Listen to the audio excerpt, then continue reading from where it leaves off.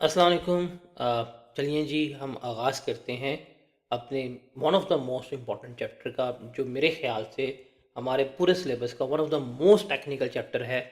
That is assessment and records. इसको हमें discuss करना है कि भाई असेसमेंट्स क्या होती हैं और टैक्स के रिकॉर्ड्स हमने किस तरह से मेंटेन करने हैं, उसके बारे में हमने अब क्या करनी है, सारी यहाँ प्रैक्टिस करनी है, सारा उसको देखना है। थ्योरेटिकल एस्पेक्ट से बहुत ही ज़्यादा इम्पॉर्टेंट चैप्टर है आपका और इजी चैप्टर है। इसमें से कुछ रूल्स हैं, वो समझने हैं। एट द एंड आपके साथ मास्टर शीट समरी शेयर होगी, वो करनी है। That is enough for you. Chapter boring है और थोड़ा सा बड़ा भी है थ्योरेटिकल एस्पेक्ट से, लेकिन believe me this is one of the easiest chapter you have in your syllabus, अगर आप इसको समझ के करते हैं। अब इसके 2 पार्ट्स हैं, एक है असेसमेंट वाला पार्ट और दूसरा है आपका रिकॉर्ड्स वाला पार्ट। जो रिकॉर्ड्स वाला पार्ट है, ये याद रखिएगा कि आप जो यहाँ पे रिकॉर्ड्स याद कर लेंगे, ऑलमोस्ट वही रिकॉर्ड्स जो हैं आप ये कहाँ जाएँगे, सेल्स टैक्स में भी जा रहे होंगे। तो सेल्स टैक्स के लिए हो गया और यहाँ के लिए हो गया। यू कैन से डैट कि कॉमन चैप्टर जो है वो आपका साबित होगा बोथ एस्पेक्ट्स के लिए, बोथ एरियाज़ के लिए रिकॉर्ड्स का। और रिकॉर्ड्स वैसे है भी बड़े आसान कि हमें कौन-कौन से रिकॉर्ड्स जो हैं वो मेंटेन करने हैं, किस तरह के रिकॉर्ड जो है हमें मेंटेन करने हैं, उसे हम क्या कर रहे होंगे, हम यहाँ पर देख रहे होंगे, सीख रहे होंगे। अब सवाल ये है कि असेसमेंट किसे कहते हैं, वो हमने यहाँ पर देखना है। देखिए असेसमेंट का मतलब है चेक। क्या? किसी भी चीज़ को चेक करना, दैट इज़ जाँच पड़ताल। जाँच पड़ताल करना। मेरी उर्दू भी ऐसी है जैसे ये अटेम्प्ट का रिज़ल्ट आता है ना, माशाल्लाह से। शर्म नहीं आ रही मुझे वैसे। एनीवेज़, तो असेसमेंट का मतलब होता है जाँच पड़ताल। जैसे मैं आपको एग्ज़ाम्पल देता हूँ, आप जाते हैं, आप अपनी हर टाइम में फ़ीस सबमिट करते हैं, तो फ़ीस सबमिट करते हुए आप वाईकैब का जो फॉर्म है, जैसे ही आप फॉर्म सबमिट करते हैं, फॉर्म के ऊपर जो भी आपने अपनी इन्फॉर्मेशन जो है वो जमा करवाई होती हैं, जैसे ही आप बटन क्लिक करते हैं फॉर्म सबमिट होती हैं। सो इट इज़ एज्यूम्ड कि वो जो आपने तफसीलात, नाम, पता, एड्रेस, एग्ज़ाम सब कुछ जमा करवाए हैं, वो कैप ने क्या कर लिया, उसको एज इट इज़ एक्सेप्ट कर लिया और आपकी असेसमेंट कर लिया कि हाँ यार ये ठीक है। आप पेपर दे के आते हैं, आप पेपर दे के आते हैं, आप अपना सवाल जो है वो सबमिट करते हैं, आपका पेपर चेक होके मिलते हैं, तो वो आपकी असेसमेंट होके मिल रही होती है। तो असेसमेंट क्या है? अब देखें, एक मैं यहाँ पे बैठा हूँ और मेरे पास पोर्टल है, मैंने पोर्टल से जाके अपने रिटर्न्स जो है वो जमा कराए, अपने रिकॉर्ड्स जो है वो सबमिट कराए।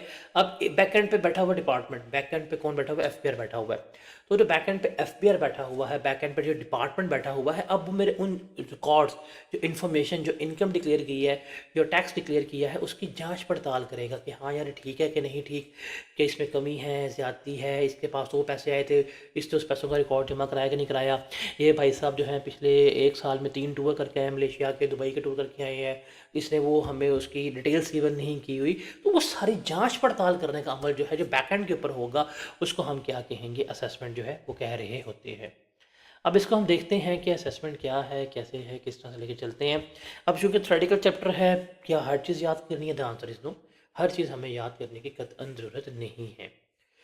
थ्योरेटिकल एस्पेक्ट से भी देखेंगे क्या है और किस तरह से हम इसको लेके चलते हैं, वो हम यहाँ पर डिस्कस आउट कर रहे होंगे। तो सबसे पहले देखते हैं कि असेसमेंट किसे कहते हैं। अगर हम असेसमेंट की बात करें तो असेसमेंट का मतलब होगा, असेसमेंट हो गया या क्या कहते हैं, नॉर्मल असेसमेंट हो गई, प्रोविजनल असेसमेंट हो गई, री असेसमेंट वगैरह हो गई। ये सारी क्या कहलाती है? ये हमारी असेसमेंट कंसिडर हो रही होती है कि जो हमने टैक्स ईयर में रिटर्न जमा करवाई, जो डिपार्टमेंट ने हमारी असेसमेंट कर ली, री असेसमेंट वगैरह कर ली, वो हमारी क्या कहलाती है? हमारी वो असेसमेंट कंसिडर हो रही होती है। तो सवाल ये है कि नॉर्मल असेसमेंट क्या होती है? What is normal assessment? अगर उसको हमने क्या करना है, यहाँ पर डिस्कस आउट करना है कि what is normal assessment. Normal assessment क्या होती है, उसको हम यहाँ पे क्या करेंगे? डिस्कस आउट करेंगे। नॉर्मल असेसमेंट का मतलब है कि जब भी हम बात करते हैं कि ये जी हमारी नॉर्मल असेसमेंट हो गई है, what is the meaning of that normal assessment? कि जो आपने अपनी ओरिजिनल रिटर्न जमा करवाई है, जो आपने अपनी ओरिजिनल रिटर्न जमा करवाई है, उसको हम क्या कंसिडर करेंगे कि ये आपकी क्या हो गई है, असेसमेंट हो गई है। जो आपने अपनी ओरिजिनल रिटर्न जमा करवाई है उसे हम क्या कंसिडर करेंगे, ये आपकी असेसमेंट हो गई है। भाई होता क्या है कि आपने पोर्टल पर लॉगिन किया, आपने अपनी रिटर्न जो है वो सबमिट की, आपने उस रिटर्न के ऊपर अपना नाम, अपना जो भी इनकम है, जो भी टैक्स है, वो जो भी डॉक्यूमेंट्स हैं वो आपने डिक्लेयर किए। जैसे ही आप सबमिट का बटन क्लिक करेंगे, जैसे ही आप अपना सबमिट का बटन जो है वो क्लिक करेंगे, एफबीआर जो है वो क्या करेगा, वो एक्सेप्ट कर लेगा कि हाँ यार ये ठीक है। ये क्या है, ये ठीक है कि हाँ इसने जो जो हमें बात बताई है हम उसको मानते हैं, हम उस पर बिलीव करते हैं कि तमाम डॉक्यूमेंट्स हैं वो उसमें सही है, इसने इनकम सही बताई है, वेल्थ स्टेटमेंट अभी उन्होंने आपने जमा कराई, उसने एक्सेप्ट कर ली, तो ये क्या कहलाएगी, आपकी नॉर्मल असेसमेंट कहला रही होगी। Same as I cap form, same as I cap form जो है आप जमा करवाते हैं। अब जैसे ही आई कैप का फॉर्म जो है उसके सबमिट का बटन क्लिक करते हैं, आई कैप क्या करता है, आपकी सारी डिटेल्स जो है वो मान लेते हैं। बाद में आपको होता है याद, अच्छा यार वो सेंटर मैंने चेंज करना था, यार मैंने पेपर चेंज करना है, यार नहीं ये पेपर ड्रॉप करना है, एग्ज़ाम का मोड चेंज करना है, ये रिमोट प्रॉक्टरिंग में जाना है, इस क्वेश्चन के अंदर वो बाद में आई कैप डिस्कस कर रहा होता है। बट इनिशियली जो आपने इनिशियली ही सबमिट की डिटेल्स, वो सारे आई कैप ने डिटेल्स जो है एक्सेप्ट कर ली, इसको हम क्या कहते हैं, इसको हम अपनी नॉर्मल असेसमेंट जो है वो कह रहे होते हैं। अब जो यहाँ पे नॉर्मल असेसमेंट का बात करें ना, तो यहाँ पे एक टर्म लिखी हुई है that is complete return. Return complete कब होती है उसको हमने यहाँ पे देखना है कि एक रिटर्न कंप्लीट कब होती है। तो रिटर्न कंप्लीट उस वक्त होगी, रिमेंबर, जब वो प्रिस्क्राइब फॉर्म में हो, जो आपका रेलेवेंट फॉर्म है, जो उन्होंने तरीक़ेकार बताया हुआ है उस फॉर्म में हो, उस तरीक़ेकार में हो, ड्यूली साइंड हो, मतलब जो भी ऑथराइज पर्सन है उसने उसको सिग्नेचर वगैरह किए हुए हैं, उसमें जो भी प्रिस्क्राइब इंफॉर्मेशन थी, जो भी डिटेल्स थी वो क्या की है, वो आपने प्रोवाइड जो है की हैं। आपने अपना एसेट्स की डिटेल, इनकम की डिटेल्स, लाइबिलिटीज़ की डिटेल्स जो हैं वो सारी जमा करवाई हैं, डॉक्यूमेंट्स सारे जमा करवाए, अगर गाड़ी है गाड़ी की डिटेल्स वगैरह आपने सबमिट करवाई हुई हैं, जो बिज़नेस के अकाउंट्स हैं, जो बिज़नेस के डॉक्यूमेंट्स हैं उनके बारे में सारा आपने इन्फॉर्मेशन दी हुई है। आपने उसके साथ वेल्थ स्टेटमेंट हो गई, अगर आपकी फॉरेन स्टेटमेंट वगैरह हो गई, ये सारा कुछ अगर आपने सारा कुछ जमा करवाया है, इफ़ एवरीथिंग इज़ कम्प्लीटेड, ये सारा कुछ मौजूद है, ये सारा कुछ अवेलेबल है, देन हम इसको क्या मानते हैं, तब हम इसे कहते हैं कि भाईजान ठीक है, आपकी रिटर्न जो है वो क्या है, कंप्लीट है। हम कैसे मानते हैं, एट दैट टाइम हम इसे कहते हैं कि आपकी रिटर्न जो है वो क्या है, कंप्लीट है। हम कंप्लीट रिटर्न इसे क्या कर रहे होते हैं, कंसिडर कर रहे होते हैं। अगर कोई भी डेफिशिएंसी आ जाए रिटर्न में, मतलब कोई इन्फॉर्मेशन आपने सबमिट नहीं की, आपने अपनी बैंक स्टेटमेंट अटैच नहीं की, कोई एसेट का डॉक्यूमेंट जो है वो अटैच नहीं कर पाए, या कोई भी डेफिशिएंसी आ गई, कोई भी डेफिशिएंसी आ गई, तो रिमेंबर कमिश्नर जो है वो आपको नोटिस इशू करेगा with in 180 days. With in 180 days जो है वो कमिश्नर ने क्या करना है, आपको नोटिस इशू करना है। क्या करना है उसने, विद इन 180 डेज़ आपको नोटिस जो है वो इशू करना है। अब ना इसको ज़रा समझिएगा कि ये विद इन 180 डेज़ हैं कौन से, या ये विद इन 180 डेज़ जो हैं वो हम किस तरह से कैलकुलेट करेंगे, या क्या उसका तरीक़ेकार होगा, उसको ज़रा समझिएगा। जब हम बात करते हैं ना विद इन 180 डेज़ का, तो ये देखिएगा आपका ईयर शुरू हुआ यकम जुलाई 2024 पे, ख़त्म हुआ आपका ईयर जाके 30 जून 2025। सर ये है आपका टैक्स ईयर 25। ये क्या है आपका टैक्स ईयर 25 कंसिडर हो रहा है, ये जिसने हमें यहाँ पे क्या किया है, गिवन किया है। अब वो कहता है कि इस टैक्स ईयर की जब हम रिटर्न जमा करवाएंगे तो उसकी ड्यू डेट जो है वो 30 सितंबर है, मतलब अगला टैक्स ईयर शुरू हो गया यकम जुलाई 25 पे, ख़त्म होगा जाके 30 जून 26 पे। यहाँ पे ड्यू डेट है हमारे पास दैट इज़ 30 सितंबर। हम इस साल की रिटर्न इस ड्यू डेट तक जमा करवाएंगे। अब जिस साल रिटर्न जमा हुई है वो है हमारा ये वाला ईयर। इस ईयर एंड के बाद विद इन 180 डेज, इस ईयर एंड के बाद विद इन 180 डेज, इस ईयर एंड के बाद विद इन 180 डेज क्या होगा, कमिश्नर जो है वो आपको नोटिस इशू कर सकता है जिस पे ड्यू डेट वगैरह मेंशन होगी कि यार अपनी ये आपकी रिटर्न जो है वो कंप्लीट नहीं है, हमें ये अकाउंट्स या डॉक्यूमेंट्स या इंफॉर्मेशन वगैरह जो है वो प्रोवाइड कर दी जाए। अगर आप उसके नोटिस की कंप्लाइंस कर दोगे, उसको सारे डॉक्यूमेंट्स जो उसने रिक्वायर किए हैं अगर आप उसको वो दे दोगे, अगर आप उसको वो प्रोवाइड कर दोगे, ठीक है, हम उसे क्या मानेंगे कि आपकी रिटर्न जो है वो क्या हो गई है, कंप्लीट हो गई है। लेकिन अगर आप उस नोटिस की कंप्लाइंस नहीं करते, उसको तमाम रेलेवेंट डॉक्यूमेंट जो उसने बताए थे वो नहीं देते या नोटिस का जवाब ही नहीं देते, तो फिर वो क्या कहलाएगी, आपकी इन वैलिड रिटर्न जो है वो कहला रही होगी। क्या कहलाएगी फिर आपकी, वो इन वैलिड रिटर्न कहलाएगी। जब आप बुक में पढ़ेंगे तो याद रखेगा, लाइन ये लिखी होगी, जो बुक में लाइन लिखी होगी, 180 days from the end of financial year in which return is submitted. तो जिस साल आपने रिटर्न सबमिट की उस साल के बाद 180 दिन के अंदर अंदर आपने क्या करनी है, तमाम इन्फॉर्मेशन जो हैं वो कंप्लीट करनी है जो आपको कमिश्नर ने इशू की होंगी, बताई होंगी, वो तमाम डॉक्यूमेंट्स आपने क्या करने हैं, जमा करवाने होंगे। Is it clear? चलिए जी आगे चलते हैं।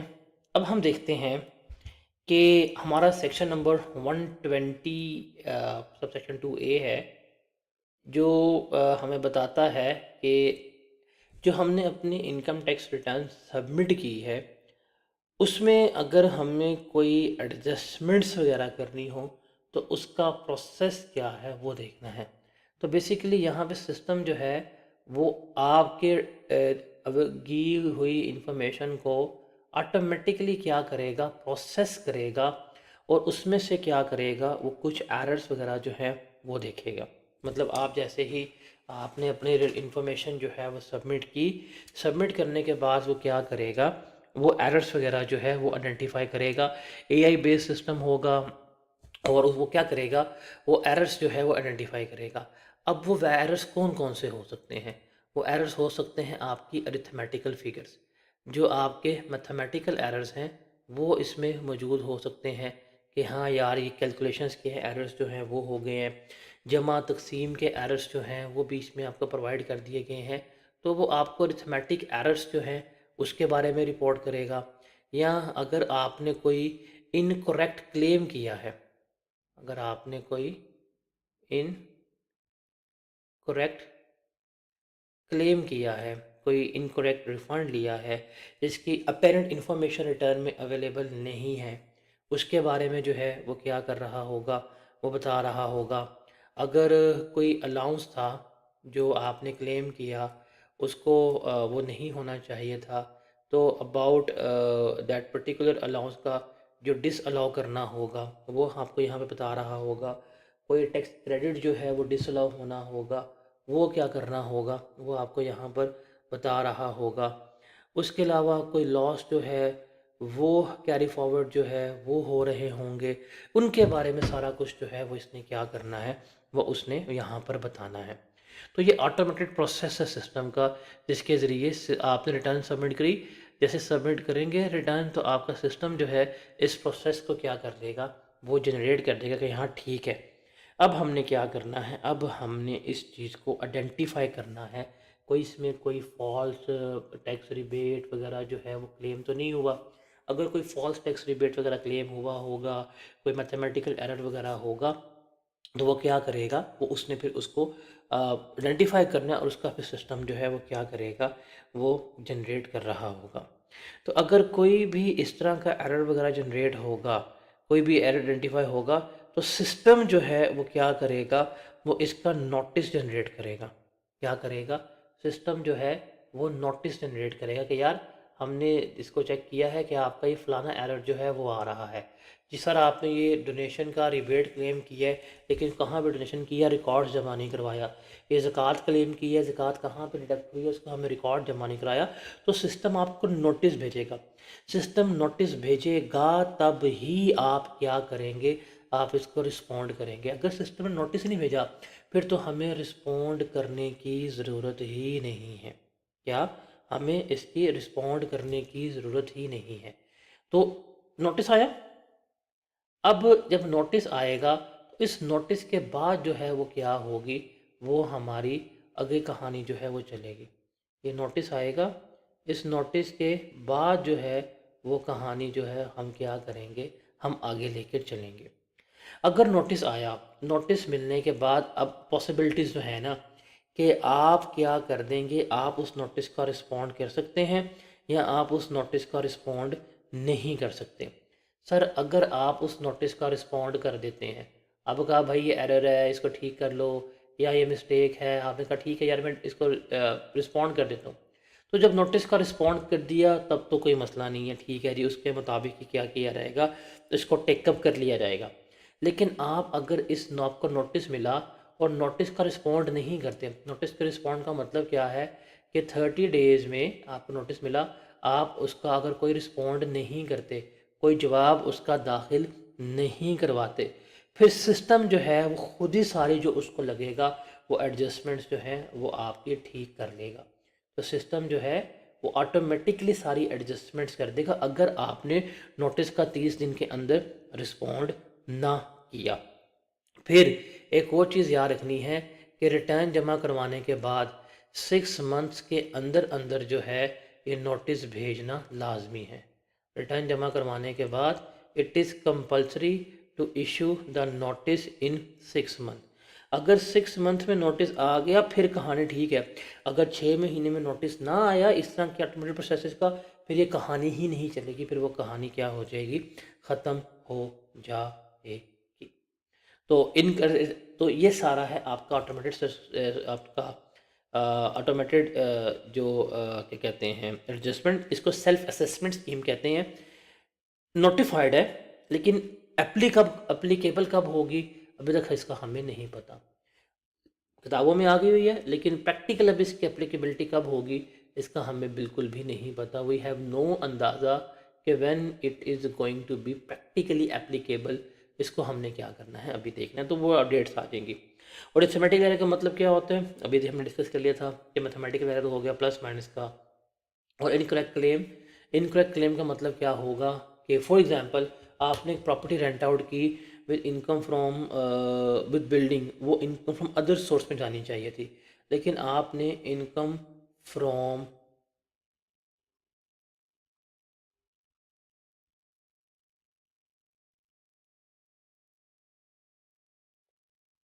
प्रॉपर्टी में लिख दी है, तो ये गलत है।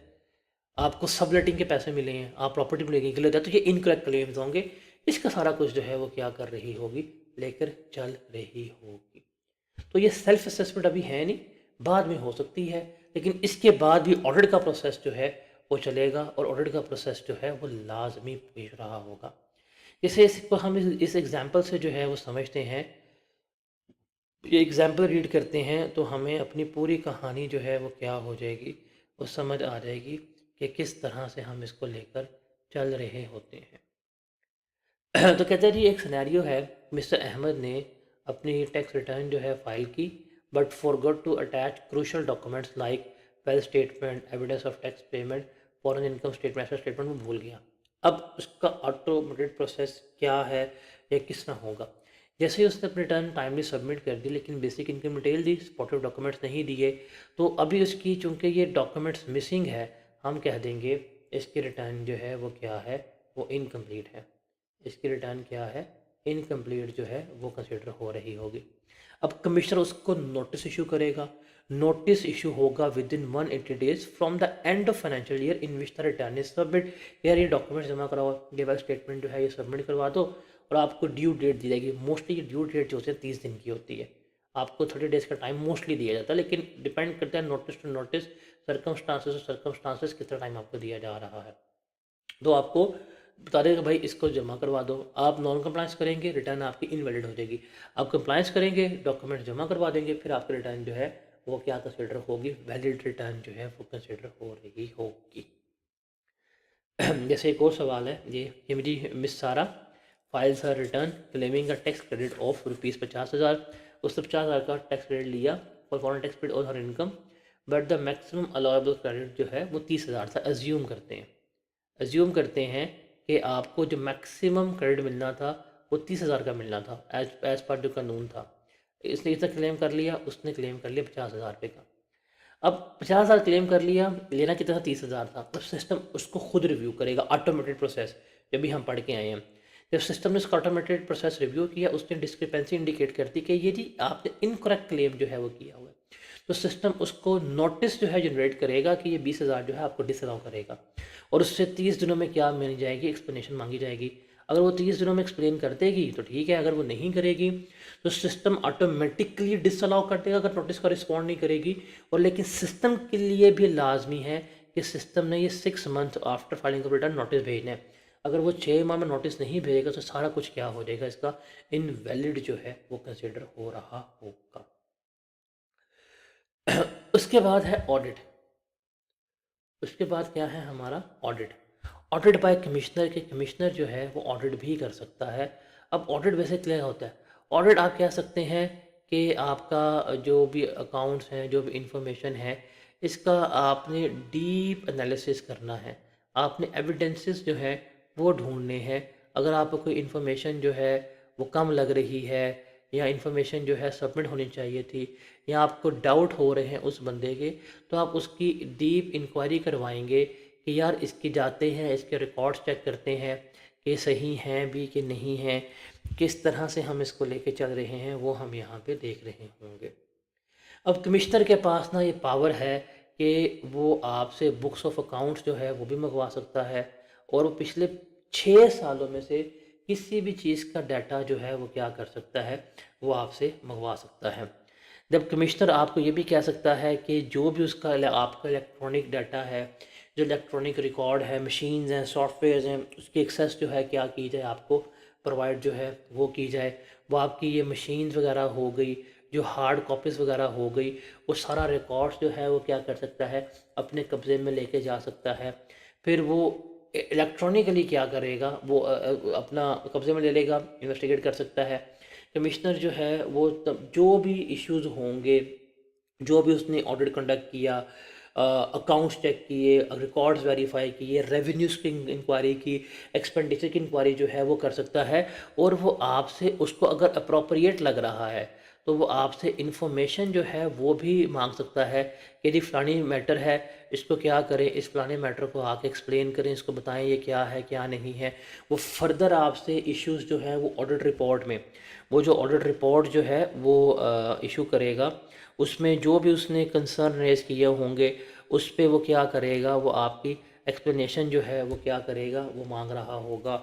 और उसकी बेसिस के ऊपर वो असेसमेंट अमेंड भी कर सकता है। देखिए ओरिजिनल ऑर्डर था, बाद में उसको एक चीज़ फाइंड आउट हो गई तो वो अपने ओरिजिनल ऑर्डर को अमेंड कर सकता है, तब्दील कर सकता है कि यार इससे पहले ये बात की थी, अब इसकी ये बात जो है वो ठीक नहीं है।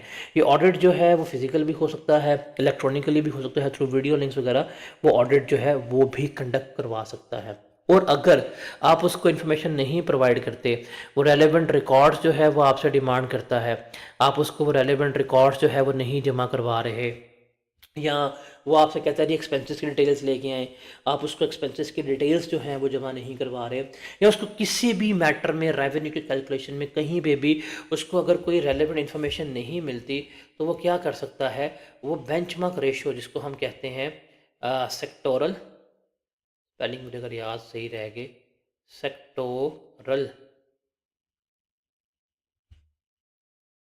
बेंचमार्क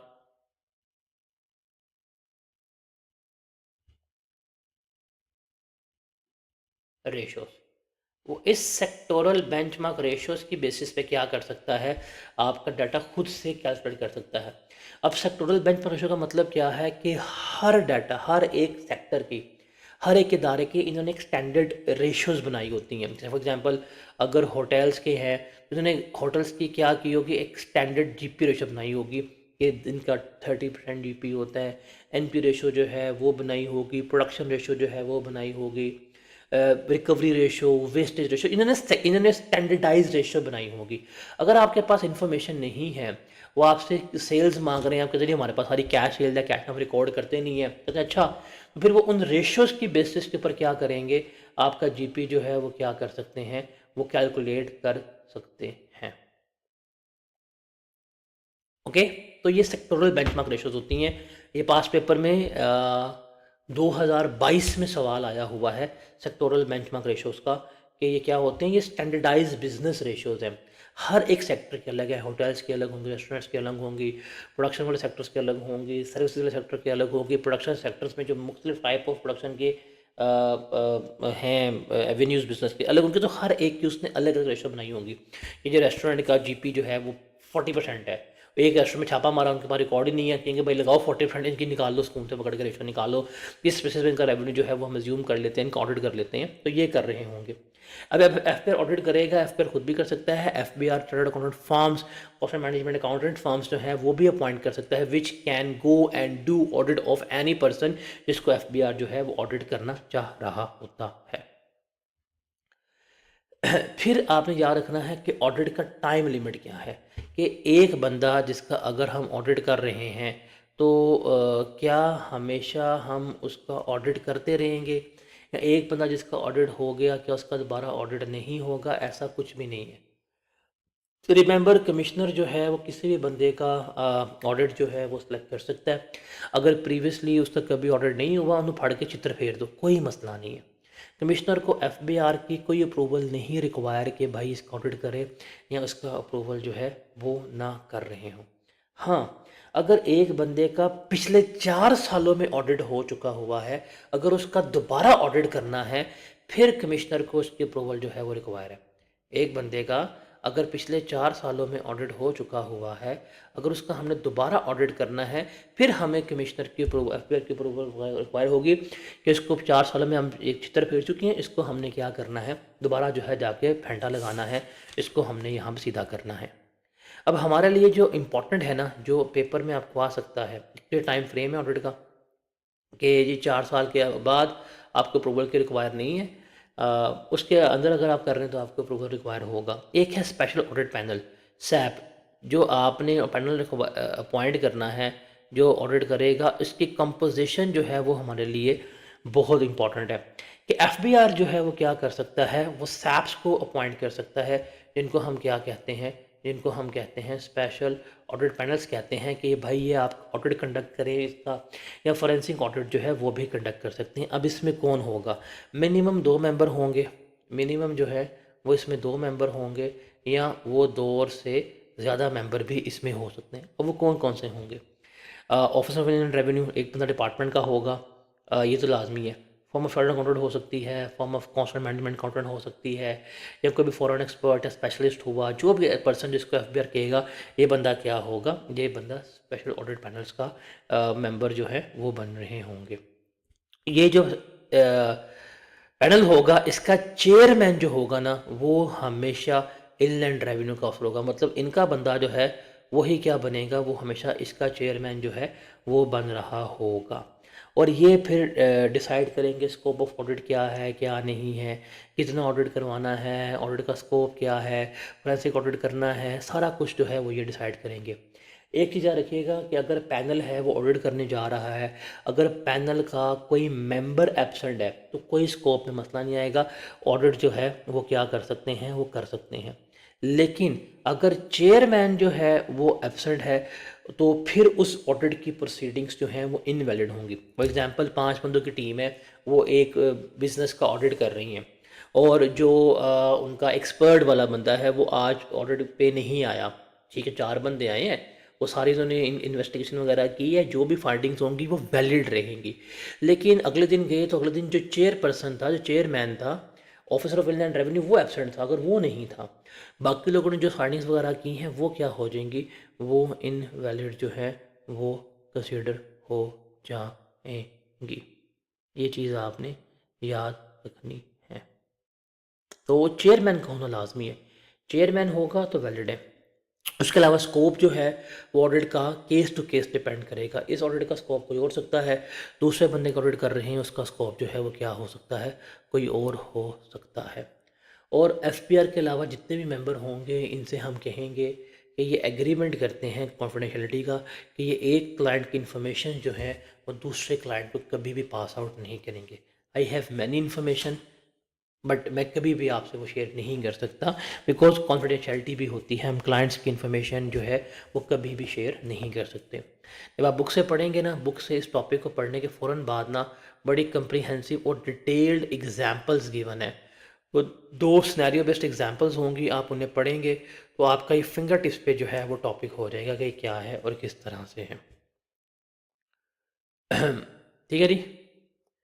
जैसे ये है कि जी मिस्टर अली का नोटिस हो रहा है 2013 का, कि इशू करेगा नोटिस का, इसको रिक्वायर्ड डॉक्यूमेंट जो है वो कागज सबमिट करा करें, इसका प्रोसेस होगा, कोई डिस्क्रिपेंसी होगी वो रिपोर्ट करनी पड़ेगी है, और उसके बाद वो जो होगा सारा कुछ वो एडजस्ट वगैरह करवा सकता है। तो 2-3 एग्जांपल्स हैं, ये बड़ी इंपॉर्टेंट है, आप लोगों ने देखनी है और आप लोगों ने पढ़नी है। उसके बाद ये है जी हमारे पास बेस्ट जजमेंट असेसमेंट, इसको एक्स पार्टी भी कहते हैं। एक्स पार्टी का मतलब होता है एक तरफा फैसला। क्या होता है? यक यक तरफ, मुझे उर्दू नहीं आती, एक तरफा फैसला। शॉर्ट क्वेश्चन इसमें से मल्टीपल टाइम आ चुके हुए हैं कि ये हम बेस्ट जजमेंट असेसमेंट करते कब है, ये बेस्ट जजमेंट असेसमेंट होती कब है, ये चीज़ बड़ी इंपॉर्टेंट है। तो बेस्ट जजमेंट का मतलब क्या है कि ये कमिश्नर बैठा हुआ है, जैसे फॉर एग्जांपल ये बैठा हुआ है कमिश्नर, इसके पास ना सारी इन्फॉर्मेशन जो है वो अवेलेबल है, ये इसके पास सारी इन्फॉर्मेशंस जो हैं वो क्या हैं, अवेलेबल है। वो इन अवेलेबल इन्फॉर्मेशन की बेसिस के ऊपर क्या कर सकता है, आपकी असेसमेंट कर सकता है। अब सवाल ये है कि ये बेस्ट जजमेंट असेसमेंट कब होगी। रिमेंबर, जब आपको नोटिस इशू किया गया रिटर्न जमा करवाने का, आप नहीं करवा रहे, आपने नोटिस का रिस्पॉन्ड नहीं किया, या आपको कहा गया वेल्थ स्टेटमेंट फाइल करो, आपने वेल्थ स्टेटमेंट जो है वो जमा नहीं करवाएगी, आपको कहा गया कि फ़लाने अकाउंट्स, डॉक्यूमेंट्स, रिकॉर्ड्स जो भी मेंटेन करने थे वो लेके आओ, या स्पेशल ऑडिट पैनल ने कोई भी चीज़ आपसे मांगी वो आपने नहीं दी, जब वो आप नहीं प्रोवाइड करेंगे तो sir on the basis of available information इसको जो लगेगा ये आपके असेसमेंट कर देगा, आपका ऑर्डर पास कर देगा कि एनो फड़ गए कर लो, ये टैक्स जो है वो क्या करना है, आपने हमें जमा करवाना है। फॉर एग्जांपल वो कहते हैं कि जी आपके अकाउंट में ये 20 लाख रुपए आया है, तो बताएं ये 20 लाख रुपए कहाँ से आया है। मैंने गाड़ी बेची हुई है, अब गाड़ी बेच के पैसे आएंगे, उस पर टैक्स नहीं है, बट वो मेरे से इन्फॉर्मेशन मांगते हैं कि रिकॉर्ड ला के दें। अगर मैं उनको ये रिकॉर्ड ला के नहीं दूंगा, मैं उनको रिस्पॉन्ड भी नहीं करूँगा, तो कहेंगे ठीक है जी हमारे ख्याल से 20 लाख आपकी इनकम है, इनकम एज्यूम करके टैक्स ठोक देंगे। तो कहते हैं भाई हमें तो ये लग रहा है ना, तो हमें क्या करना है, आपने ये करना है। तो वो किसी भी चीज़ के बारे में, इवन जिसकी रिटर्न जमा हो चुकी हुई है उसके बारे में भी क्या कर सकते हैं, वो पूछ सकते हैं। तो कहता है जी कि जो बेस्ट जजमेंट असेसमेंट है that can be issued with in 6 year after the end of tax year in which it relates, कि ये 6 साल तक आप कर सकते हैं। फॉर एग्जांपल मैं आपसे एग्जांपल करता हूँ, मैंने टैक्स ईयर 2022 में जो है वो एक गाड़ी बेची, एक मैंने गाड़ी जो है वो बेची 2022 में, मेरे पैसे जो हैं वो बैंक अकाउंट में 2022 में आए, मैंने रिटर्न जमा करवा दी, मुझे था भाई गाड़ी बेची है वो तो टैक्सेबल है ही नहीं, और मैंने कोई वो मेरे अकाउंट में 20 लाख रुपए आया, मैंने कुछ भी जमा नहीं कराया, कोई इन्फॉर्मेशन, गाड़ी बेची उसके बाद भाई मैंने गाड़ी बेची उसके पैसे आए हैं, मैंने कोई चीज़ जो है उनको वहाँ पे सबमिट नहीं की, कुछ भी प्रोवाइड नहीं किया। अब है टाइम 2023, 2024, 2025, 2026, 2027, 2028, सर ये 6 साल है। अगर कमिश्नर को 2028 में भी याद आ गया ना, या वो जो तुमने 2022 में तुम्हारे अकाउंट में 20 लाख था, आके हमें सबूत दो, देना पड़ेगा उसको, मुझे देना पड़ेगा, अगर नहीं दूंगा तो मेरी क्या कर लेगा, वो मेरी बेस्ट जजमेंट असेसमेंट जो है वो कर लेगा। तो ये चीज़ आपने याद रखनी है कि जिस साल का डाटा है वो 6 साल के बाद तक क्या कर सकता है, मुझसे पूछ सकता है। और रिमेंबर, अगर मैंने पिछले 5 साल में कोई रिटर्न जमा नहीं करवाई, तो अगर मुझे छितर फेरने पे आ गए तो पिछले 10 साल में से किसी भी चीज़ के बारे में मेरे से पूछ सकते हैं, जवाब दीजिए ठीक है, वरना मेरी क्या हो जाएगी, मेरी बेस्ट जजमेंट असेसमेंट जो है वो पास हो जाएगी। तो पिछले 5 साल में कोई रिटर्न जमा नहीं कराई तो पिछले 10 साल में से मेरे से सवाल जवाब हो सकता है। अगर मैं रिटर्न जमा करवा रहा हूँ तो 6 साल तक जो है उसके बारे में क्या हो सकता है, सवाल जवाब जो है वो मेरे से पूछे जा सकते हैं, और मेरी बेस्ट जजमेंट असेसमेंट जो है वो क्या हो रही होगी, इसकी बेसिस के ऊपर हो रही होगी। जब आपको best judgement assessment order issue होगा तो रिमेंबर वो आपको mode of appeal, time of appeal, कहाँ पे किस फॉरम पे जाके आप अपील कर सकते हैं वो भी बता रहे होंगे। और जिस साल की बेस्ट जजमेंट असेसमेंट हुई होगी 2 सालों में उसका ऑर्डर जो है वो पास करना होगा। मतलब फॉर एग्ज़ाम्पल मुझे अगर कमिश्नर ने ये वाला, इसी एग्जांपल को, जो मैंने गाड़ी 2022 में बेची थी, जिसका सिर्फ मैंने पैसा बैंक अकाउंट में आया, मैंने कोई इन्फॉर्मेशन जमा नहीं की थी, 6 साल का टाइम होता है। कमिश्नर ने मुझे 2027 में, जस्ट टेक एन एग्जांपल, 2027 में नोटिस इशू कर दिया कि भाई रिकॉर्ड जमा दो। मैं रिकॉर्ड जमा नहीं करवाता या मेरा अगर बेस्ट जजमेंट असेसमेंट का शुरू हो गया तो जिस साल नोटिस इशू होगा उस साल, उसके बाद 2 साल के अंदर, मतलब 28 और 29, इन 2 सालों में कमिश्नर ने इस बेस्ट जजमेंट का फैसला करके मेरा केस जो है वो बंद करना होगा। तो रिमेंबर 6 साल में बेस्ट जजमेंट का नोटिस इशू होगा, और नोटिस इशू होने के बाद जिस साल नोटिस इशू होगा उसके 2 साल के अंदर क्या करना होगा, कमिश्नर ने फैसला करना होगा। तो अगर आप प्रीवियस रिकॉर्ड जमा नहीं करवाते, आप डॉक्यूमेंट सबमिट नहीं करवाते, रिटर्न सबमिट नहीं करवाते, वेल्थ स्टेटमेंट सबमिट नहीं करवाते, तो आपकी इस तरह से क्या हो जाती है, बेस्ट जजमेंट असेसमेंट हो सकती है। इसको हम एक्सपर्टीज असेसमेंट जो है वो भी कह रहे होते हैं। जैसे ये है कि जी mister Ahmad was supposed to file his income tax return for tax year 2020 but he failed to do so despite receiving a notice from the commissioner. Since Mr. Ahmed did not submit the required return of income, commissioner uses best judgment assessment based on the available information. उन्होंने कहा ठीक है भाई, हमें जो है हम क्या करेंगे, इसकी बेस्ट जजमेंट असेसमेंट कर लेंगे जो डाटा है। और कमिश्नर ने कहा इसकी टैक्स लाइबिलिटी जो है वो कितनी है, 1 लाख रुपया। अब कमिश्नर ने ये क्या किया, उसकी बेस्ट असेसमेंट कर दी। आप डिसएग्री करते हैं, आप क्या कर सकते हो, आप अपील कर सकते हो। अभी टाइम क्या है, 2020 का था, तो 2026 तक जो है वो बेस्ट जजमेंट असेसमेंट इसकी हो सकती है। तो ये टाइम फ्रेम आपने याद रखना है कि 6 साल में हम इसको लेकर चल सकते हैं। सेकंड एग्जांपल है जी, M S Sara has filed her return but failed to provide the required wealth statement and business record. Commissioner ने उसके डॉक्यूमेंट्स के एब्सेंस में बेस्ट जजमेंट असेसमेंट जो है वो कर ली, और उसके टैक्स लायबिलिटी इनकम कैलकुलेट कर ली है। अब डाटा अवेलेबल नहीं था, उसने कहा हम एज्यूम करते हैं, हम आपको टैक्स ठोक देते हैं। तो कमिश्नर के पास 6 साल हैं कि वो ये कर सकता है जिस साल से ये रिलेट कर रही होगी। उसके बाद है अमेंडमेंट ऑफ असेसमेंट। उसके बाद है हमारे पास अमेंडमेंट ऑफ असेसमेंट। इस चैप्टर का टाइम फ्रेम के लिहाज से सबसे ज़्यादा इम्पॉर्टेंट चैप्टर, इस चैप्टर का टाइम फ्रेम के लिहाज से सबसे ज़्यादा इम्पॉर्टेंट जो है चैप्टर, उसको हमने क्या करना है, यहाँ पर कंसिडर करना है। तो इसको ज़रा हम यहाँ पर समझते हैं। हम ना एक मिनट, ये हमारे पास एम्प्टी है, इस पेपर हम ना एक टाइमलाइन ड्रॉ करते हैं, और इसकी बेसिस पे हम क्या करते हैं, इसको अमेंडमेंट ऑफ असेसमेंट को समझते हैं कि ये अमेंडमेंट ऑफ असेसमेंट कैसे होगी, कैसे नहीं होगी, वो हमने यहाँ पे देखना है। मैं ना आपके सामने एक सिनेरियो जो है वो डिस्कस करता हूँ, और उसकी बेसिस के ऊपर आपने फिर क्या लेके चलना है। देखिए हमारे पास है टैक्स ईयर शुरू हुआ, अल्लाह भला करे आपका, 1 जुलाई 2023, ख़त्म हुआ 30 जून 2024। सर ये था मेरा टैक्स ईयर 2024, ये है मेरा टैक्स ईयर 2024। अगला टैक्स ईयर मेरा शुरू हुआ, मैं इंक चेंज कर लेता हूँ यहाँ पे।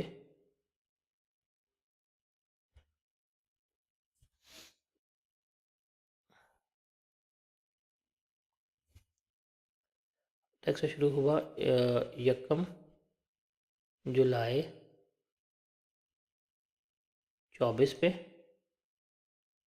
ख़त्म हुआ 30 जून 25 में। इस टैक्स ईयर की, ये 24 है, इसकी रिटर्न जमा होगी यहाँ पे, और वो ड्यू डेट है हमारे पास 30 सितंबर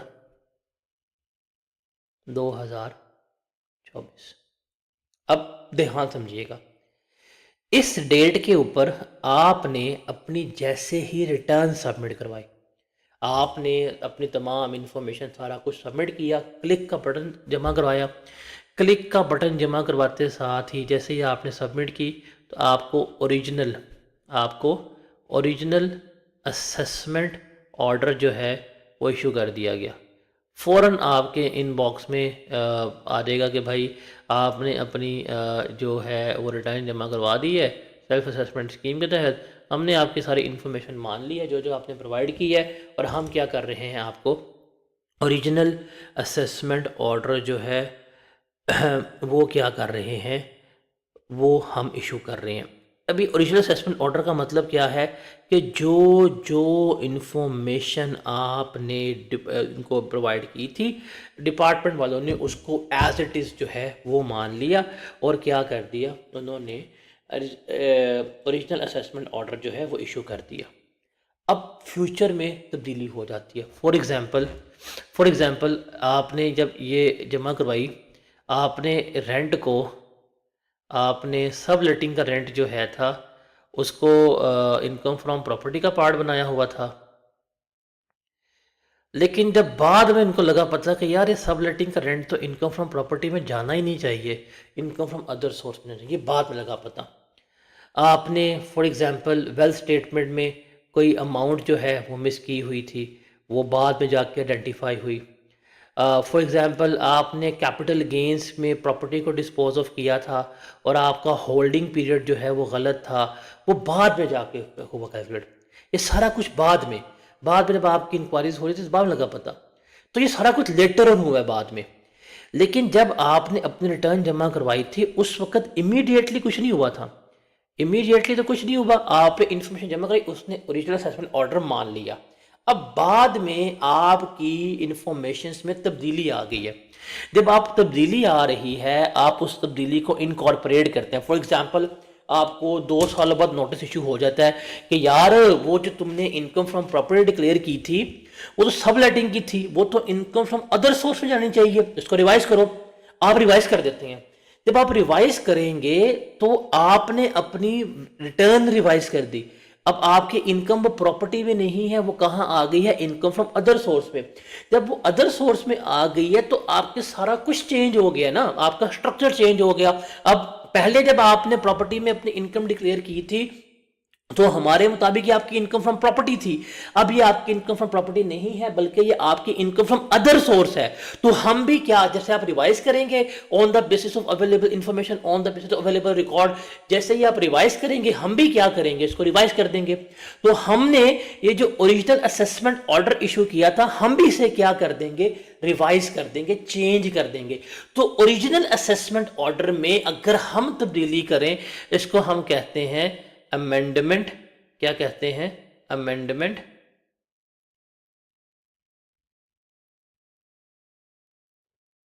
of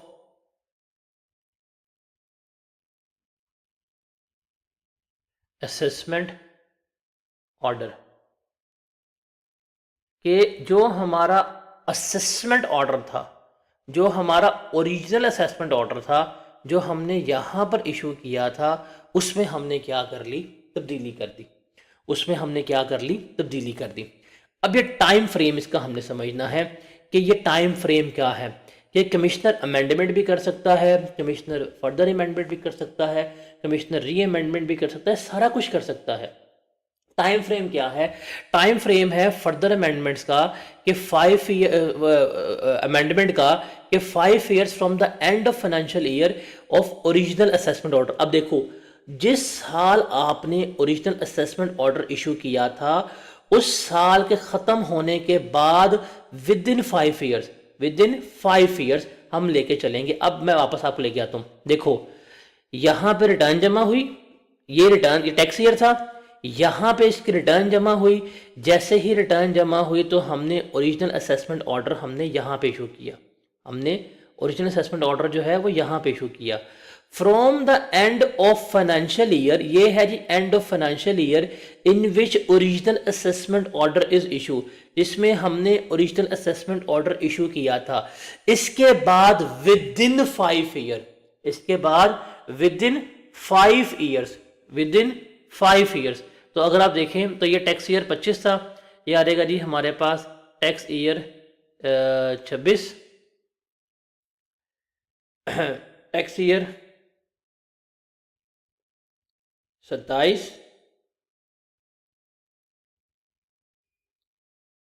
tax year 28, tax year 29। अब देखिए within, within word क्या इस्तेमाल हुआ है, देखिएगा जी वर्ड इस्तेमाल हुआ है विद इन, 5 सालों के अंदर, with in from the end of financial year of original.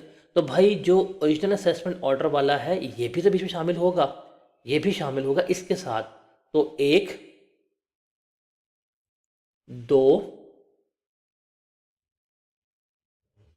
3,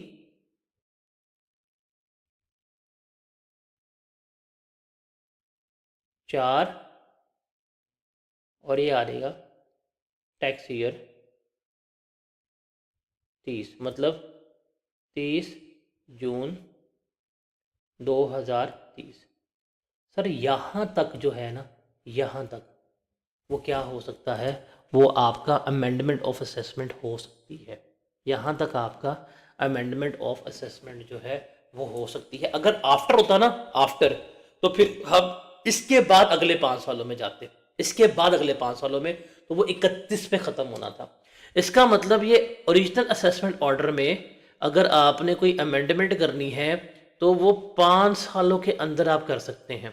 क्या कर सकते हैं, 5 सालों के अंदर कर सकते हैं। फॉर एग्जाम्पल आपने टैक्स ईयर 2028 में क्या किया, आपने उसको कहा कि यार ये जो हम चेक कर रहे थे, तुमने जो टैक्स ईयर 2024 की रिटर्न जमा करवाई थी उसमें तुमने ये रेंट रिसीव सब लेटिंग का हुआ था, ये इनकम फ्रॉम प्रॉपर्टी का पार्ट बना दिया था, ये तो इनकम फ्रॉम प्रॉपर्टी में नहीं जाना चाहिए, इसको इनकम फ्रॉम अदर सोर्स में ले जो आपको कहा गया, आपने क्लासिफाई कर दिया।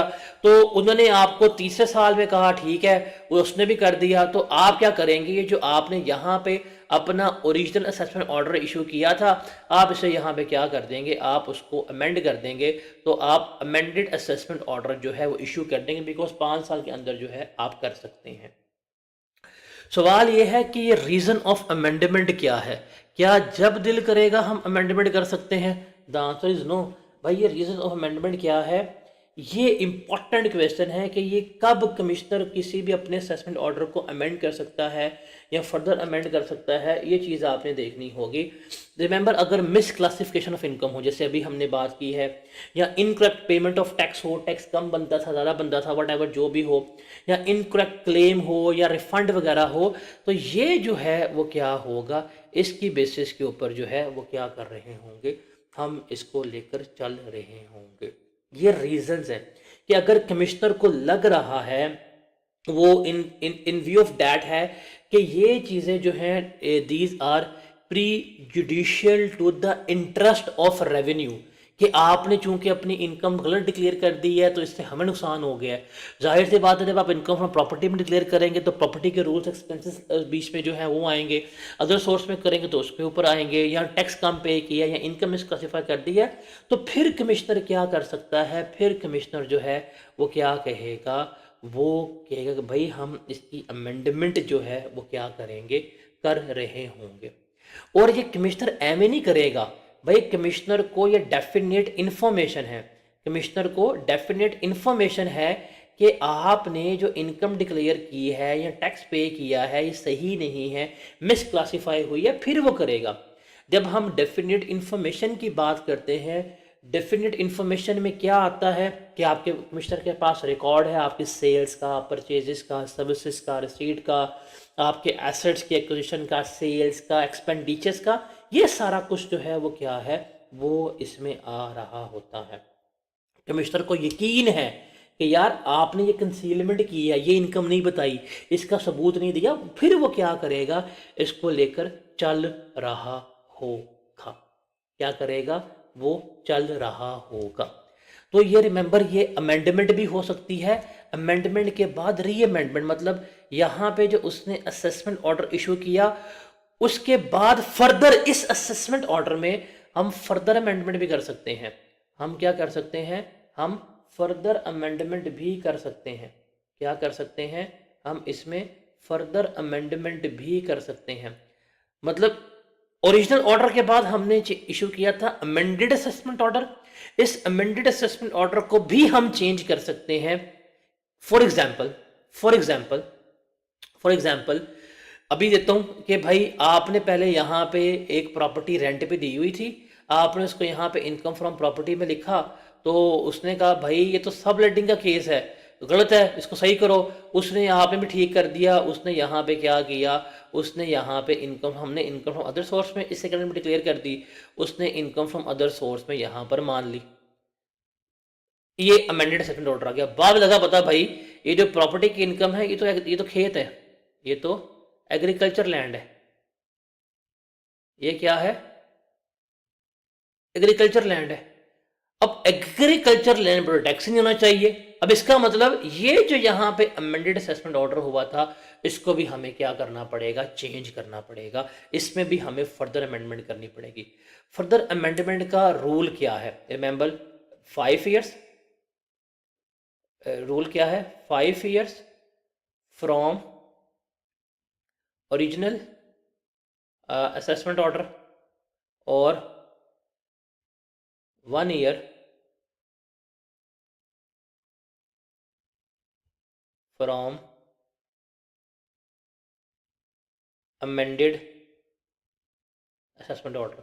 जो इसमें से लेटर डेट होगा उस पर हम करेंगे। देखें, अब अमेंडेड असेसमेंट ऑर्डर इशू हुआ है 28 में, तो 1 साल बनता है इसका 29, और 5 साल अगर हम यहां से काउंट करें तो ये बनते हैं 30।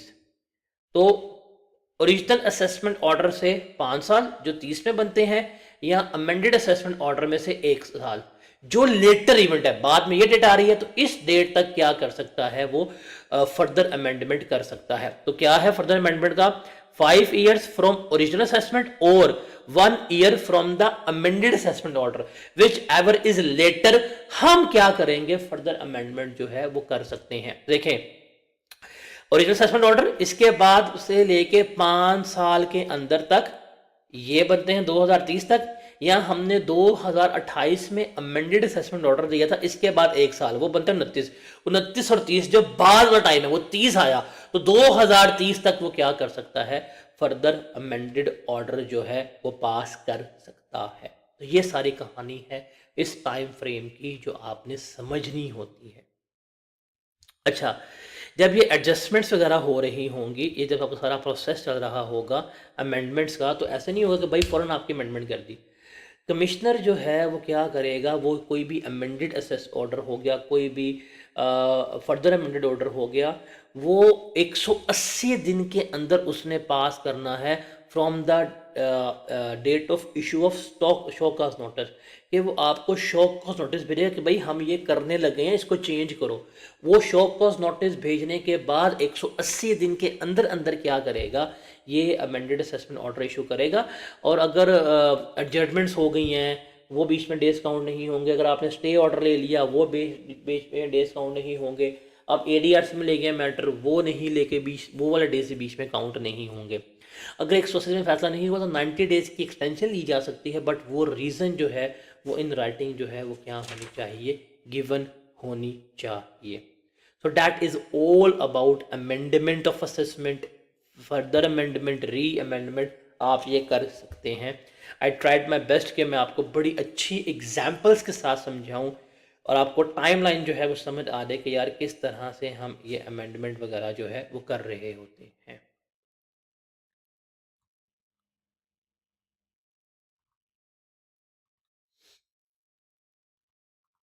उसके बाद है हमारे पास एग्रीड असेसमेंट। एग्रीड असेसमेंट भी इंपॉर्टेंट है, ये पेपर में जो है आ चुकी हुई है। सेक्शन नंबर 122D है। अच्छा, आपको सेक्शन नंबर से याद नहीं रखने, वो ना हो कि आप सेक्शन नंबर याद रखना चाहिए। एग्रीड असेसमेंट, एग्रीड असेसमेंट अभी हमने पढ़ा था जब हम अमेंडमेंट ऑफ असेसमेंट पढ़ रहे थे कि यार अगर आप एग्रीड असेसमेंट में चले गए हैं तो फिर आपकी अमेंडमेंट्स नहीं चलेंगी। अमेंडमेंट्स में तो भाई आपको छितर पड़ते हैं। अमेंडमेंट्स मतलब ऑलरेडी ये है, ऑलरेडी से ये है आपकी, मतलब बिल्कुल नेक टू नेक है। जब दिल करेगा भाई ए चीज़ चेंज करो, ए चीज़ चेंज करो, ए चीज़ चेंज करो, तो आप कहते हैं यार क्यों जलील कर रहे हो, आजा बीच में सेटलमेंट करते हैं। तो बेसिकली आप चाहते हैं कि यार थोड़ा सा ना हाथ हल्का रखा जाए, हम आपके मैटर्स जो हैं वो क्या कर सकते हैं, वो हम जो है वो मान सकते हैं। क्या कर सकते हैं, हम आपके मैटर्स मान लेंगे, हम आपकी बात जो है वो भी मान लेंगे, लेकिन थोड़ा सा ना अब हम कुछ आपकी मानते हैं, कुछ जो है वो क्या करें, वो आप हमारी माने। तो फिर जो है वो क्या किया जाएगा, वो हम इसको लेके चलेंगे। ठीक है, क्या करेंगे कि अब आप जा रहे हैं एग्रीड असेसमेंट की तरफ। आप क्या जा रहे हैं, आप एग्रीड असेसमेंट की तरफ जा रहे हैं। रिमेंबर, एग्रीड असेसमेंट हर चीज़ की हो जाती है। एग्रीड असेसमेंट हर चीज़ की हो जाएगी, लेकिन अगर अगर आपने कंसीलमेंट ऑफ इनकम की है, इनकम चोरी की है, या अगर आपने यहाँ पे इंटरप्रिटेशन ऑफ लॉ जो है वो आ रहे हैं, तो उधर नहीं आएंगी, उधर ये एग्रीड असेसमेंट नहीं होगी। तो रिमेंबर, अगर कंसीलमेंट ऑफ इनकम है, क्या है, कंसीलमेंट ऑफ इनकम, या जहाँ पे आपका क्या कहते हैं, लॉ की इंटरप्रिटेशन है, जहाँ पे कंसीलमेंट है या जहाँ पे लॉ की इंटरप्रिटेशन एग्जिस्ट कर रही है, इन दो मैटर्स में आप एग्रीड असेसमेंट में नहीं जा सकते। इनके अलावा किसी भी मैटर में आप क्या कर सकते हैं, आप एग्रीड असेसमेंट की तरफ जा सकते हैं। अब कहते सर जी हम जाते हैं, कुछ बैठे हैं, आप बैठे हैं, हम आप किस मानते हैं, आप हमारी माने, तो ज़रा हम केस को दफा दफा करते हैं, हम पे करने को तैयार हैं।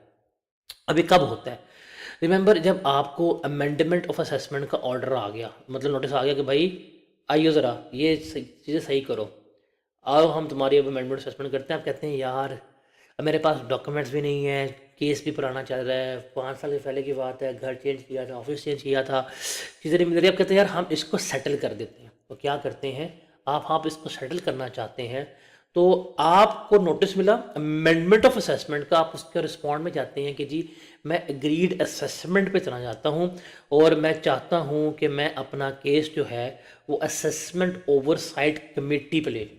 कहाँ ले जाऊँ, असेसमेंट ओवरसाइट कमेटी के पास जो है वो लेके जाना चाहता हूँ।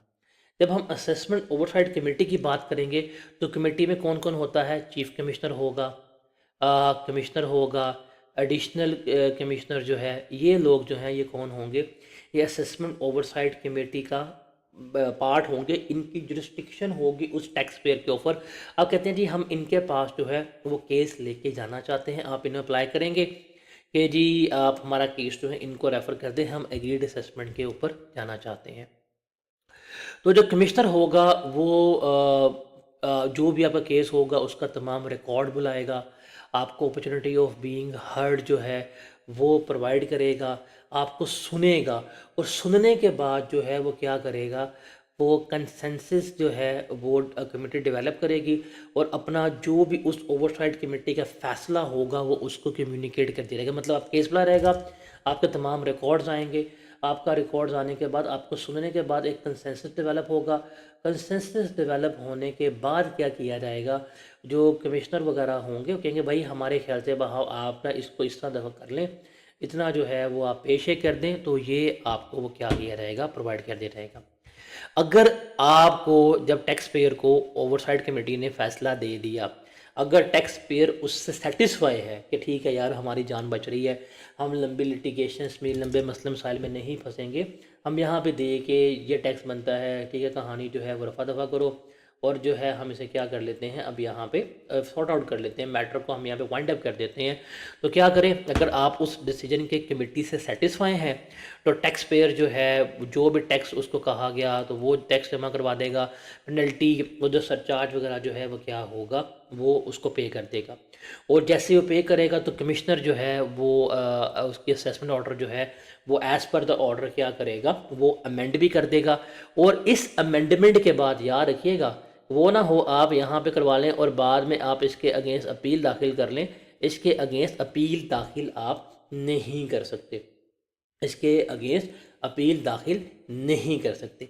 एक चीज़ आपने याद रखनी है कि अगर आपका कंसेंसस, ये जो आपकी ऑडिट ओवरसाइट कमेटी है, एओसी जो है, असेसमेंट ओवरसाइट कमेटी कह रहा हूँ, असेसमेंट ओवरसाइट कमेटी है, अगर इसका कंसेंसस डेवलप नहीं हो पाता, ये किसी नतीजे पे नहीं पहुंच पाते, या अगर आपको इनके फैसले से इख्तलाफ है, आप कहते नहीं मैं इससे एग्री नहीं करता, ठीक है, आपका केस वापस जो है वो अमेंडमेंट ऑफ असेसमेंट के लिए जो है वो क्या कर दिया जाएगा, भेज दिया जाएगा। अगर आप इनसे सेटिस्फाई नहीं होंगे तो वापस जो है वो क्या कर दिया जाएगा, आपका केस जो है वो असेसमेंट ओवरसाइट कमेटी, जो अमेंडमेंट ऑफ असेसमेंट है उसके लिए भेज दिया जाएगा। तो भाई बड़ी सिंपल सी बात है, अगर हम इसको देखें तो व्हाट इज़ एग्रीड असेसमेंट। अगर हम एग्रीड असेसमेंट की बात करें तो क्या होती है कि आपको अमेंडमेंट ऑफ असेसमेंट का ऑर्डर इशू हुआ, नोटिस इशू हुआ, आपने कहा नहीं यार हम चाहते हैं कि हम इसको सॉर्ट आउट करें, आपने जाके अप्लाई किया कि जी मैं अपना केस जो है वो असेसमेंट ओवरसाइट कमेटी को रेफर करना चाहता हूँ। असेसमेंट ओवरसाइट कमेटी का कौन मेंबर होगा, चीफ कमिश्नर होगा, कमिश्नर होगा, एडिशनल कमिश्नर इसका मेंबर होगा। आप दरख्वास्त देंगे, उनकी दरख्वास्त पहुँच जाएगी, तो फिर आपका केस के तमाम रिकॉर्ड्स बुलाएंगे, आपको opportunity of being heard provide करेंगे, आपको सुनेंगे, उसके बाद जो है फिर किसी डिसीजन पे पहुँच जाएंगे। फिर ये कमिश्नर होगा वो कमेटी का डिसीजन जो है वो आपको सुनाएगा। अगर आप उसको एक्सेप्ट करते हैं, जो रेलेवेंट टैक्स है, डिफॉल्ट चार्ज है, पेनल्टी आप पे करेंगे, आप पे करेंगे तो वो आपकी अमेंडमेंट ऑर्डर इशू कर देंगे, केस खत्म हो जाएगा और आप इसके खिलाफ अपील में नहीं जा सकते।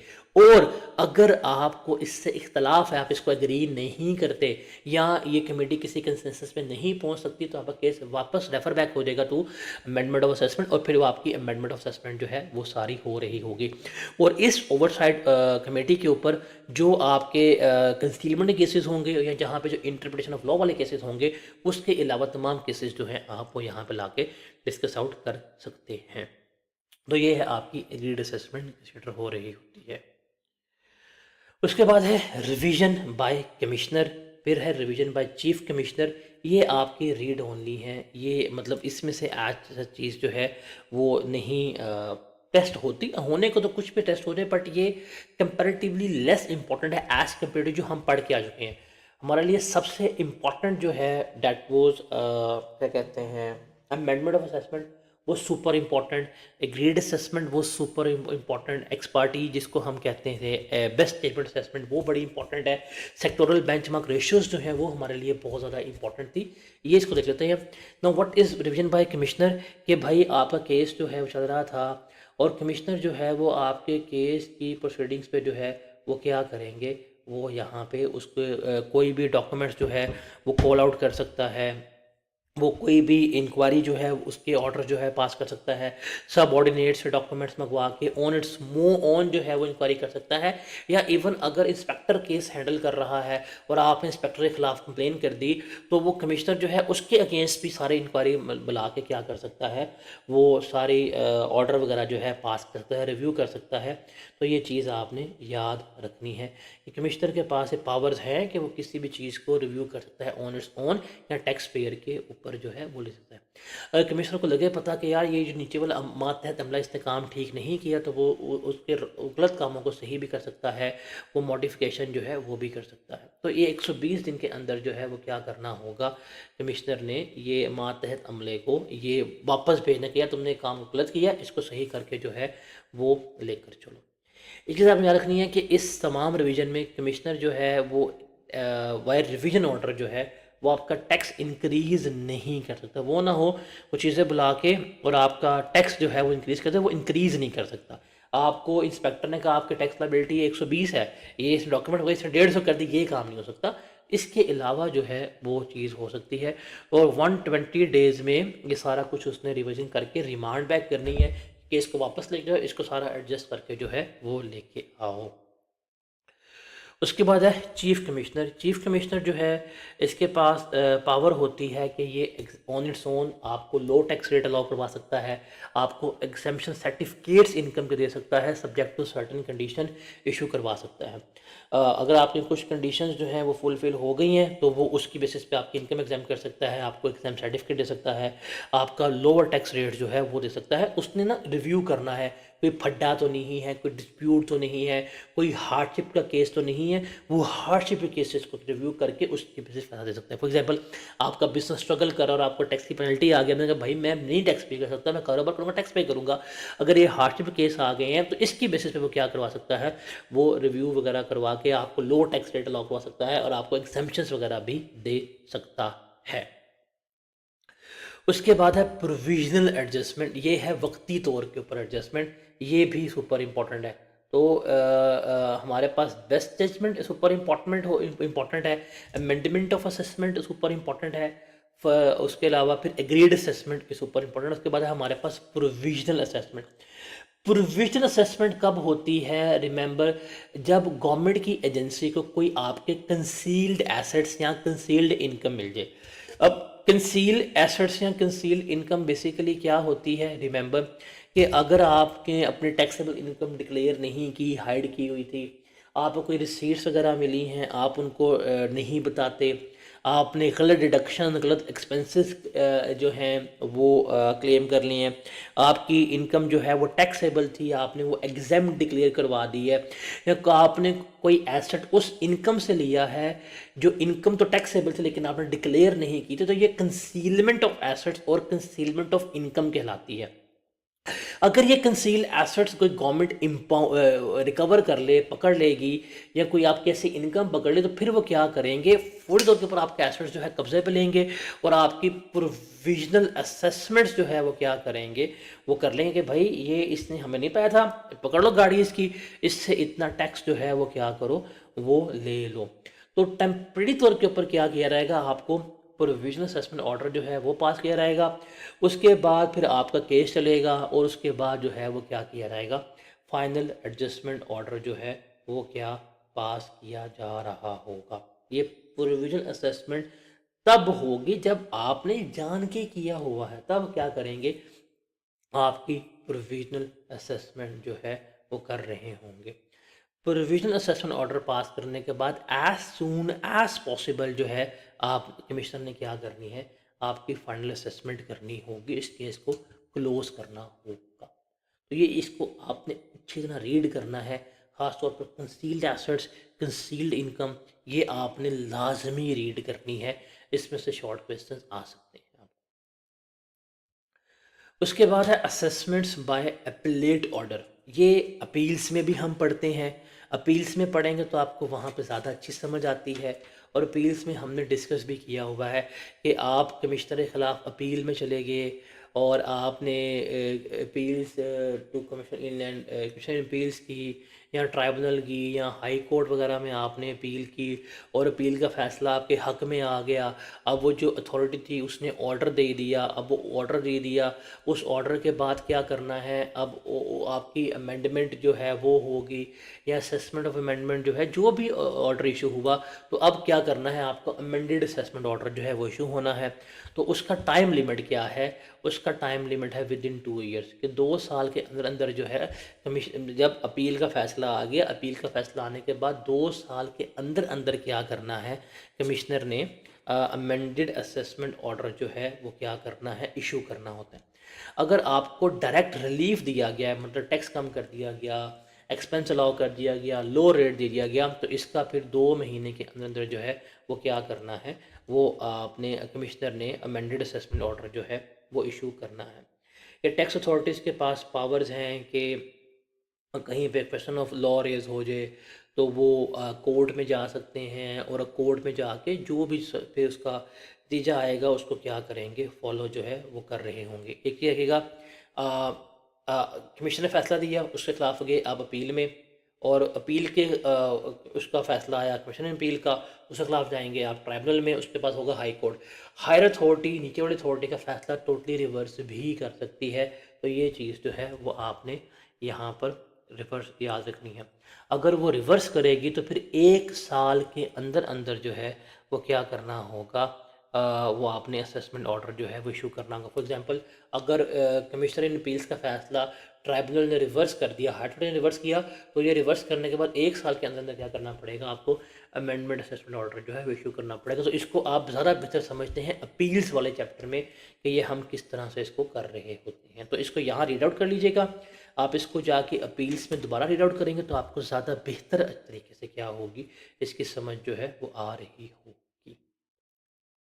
उसके बाद assessment in case of disputed property, कि भाई फड्डा पड़ा हुआ था, एक प्रॉपर्टी है, उसकी ओनरशिप के ऊपर फड्डा है, एक भाई कहता है मेरी, दूसरा भाई कहता है मेरी है।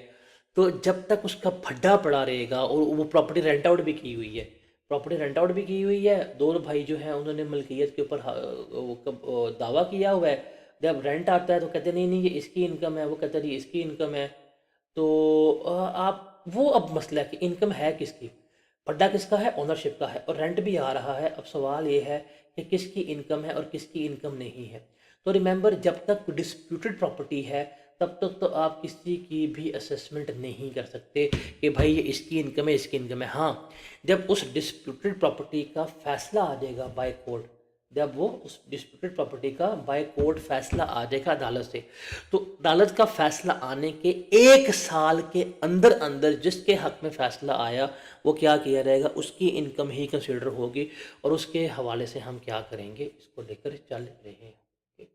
तो क्या सिंपल, अदालत का फैसला आने के बाद 1 साल के अंदर अंदर जो है वो क्या करेंगे, आपने अमेंडेड असेसमेंट ऑर्डर जो है वो लेके चलना है। उसके बाद है एविडेंस ऑफ असेसमेंट, कि जो आपकी असेसमेंट हो गई है इसका सबूत क्या है, कि यार कोई सबूत है कि आपकी असेसमेंट हो गई है। तो रिमेंबर, जो भी असेसमेंट है उसकी जो सर्टिफाइड कॉपी जो है वो जमा कराना, दैट इज़ इनफ एविडेंस कि आपकी असेसमेंट जो है वो हो गई है और तमाम पर्टिकुलर्स जो हैं वो आपके करेक्ट थे। असेसमेंट ऑर्डर क्रैश या वाइड तब होगा when it is not in order या in conformity with the income tax ordinance, कि वो अगर इनकम टैक्स ऑर्डिनेंस के ख़िलाफ़ है, या जिस बंदे की असेसमेंट की गई है और या जिस बंदे ने असेसमेंट की है वो कर सकता ही नहीं था, वो मजाज अथॉरिटी ही नहीं थी। सिर्फ इन 2 केसेस में क्या होगा, आपका असेसमेंट ऑर्डर जो है वो क्रैश हो सकता है, वाइड हो सकता है। देखिए, सब्सटेंस की गलती का मतलब क्या है, फॉर्म एक सब्सटेंस की गलती का मतलब होता है कि that is not according to law, और फॉर्म की गलती का मतलब है नाम। फॉर एग्जांपल, मेरा नाम है फ़ारूक, FARRUKH, और मुझे ऑर्डर इशू हुआ, उस पर लिखा हुआ है FAROKH लिखा हुआ है। मैं कुछ देखिए मेरी स्पेलिंग गलत है तो ये मैं इसको नहीं मानता, ऐसे नहीं हो सकता। फॉर्म की गलती की वजह से आपका असेसमेंट ऑर्डर जो है वो वाइड नहीं हो सकता, ये चीज़ आपने याद रखनी है। ठीक है जी, तो ये आपका ये रीड ओनली है। उसके बाद नादरा। अब नादरा बेसिकली इसको सुनिएगा कि नादरा है क्या और है क्या नहीं है। अब FBR और नादरा जो है ना, बेसिकली आपस में ये क्या है, इंटीग्रेटेड है। ये क्या है, इंटीग्रेटेड है, और हुकूमत ने नादरा को बहुत ज़्यादा पावर दे दी हुई है कि नादरा जो है ऑन इट्स ओन अपनी मर्ज़ी के तहत और upon the application by board, या अगर FBR उसको दरख्वास्त दे तो वो किसी भी टैक्स पेयर की जो भी इंफॉर्मेशन है वो उसको प्रोवाइड कर सकता है, ताकि वो टैक्स बेस को क्या कर सके, ब्रॉडन कर सके, बड़ा कर सके। तो नादरा जो है वो क्या करेगा, वो लोग, बिकॉज आप पाकिस्तान में जो है वो ट्रांजेक्शन्स करते हैं, गाड़ी लेते हैं, घर लेते हैं, आईडी कार्ड, मोबाइल लेते हैं, सिम लेते हैं, शॉपिंग करते हैं, आईडी कार्ड चाहिए, कॉपी चाहिए, तो उसकी बेसिस पे ना नादरा के पास सारी इन्फॉर्मेशन, कौन क्या खर्च कर रहा है, किसने कितनी प्रॉपर्टी ली है, किसने कितने घर लिए हैं, किसने क्या एक्वायर किया, किसने क्या एक्वायर नहीं किया, तो नादरा के पास सारा कुछ है।